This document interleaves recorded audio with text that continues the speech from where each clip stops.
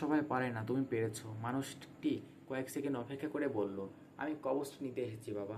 এই কবচটি মানুষের কাছে থাকার কথা না। রাজু একটা দীর্ঘশ্বাস ফেলল। সে বুঝতে পারল আসলে এই কবচটি মানুষের কাছে থাকার কথা না। কবচটি তার কাছে একটি নেশার মতো।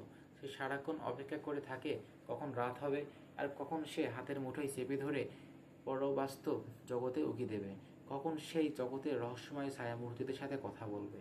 পরবাস্তব সে জগতের সাথে সম্পর্ক শেষ করে তার বাস্তব জগতে ফিরে আসার সময় হয়েছে। রাজু ঘরের ভেতর থেকে জিপলক ব্যাগটি হাতে নিয়ে এসে সেটি মানুষটিকে দিয়ে দেয়।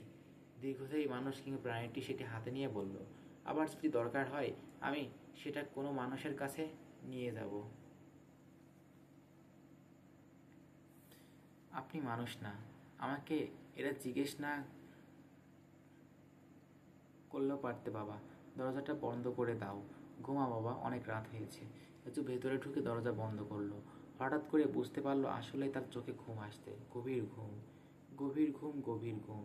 সে টলতে টলতে তার বিছানার দিকে এগিয়ে যায়। এভাবেই শেষ হয়ে যায় গল্পটি।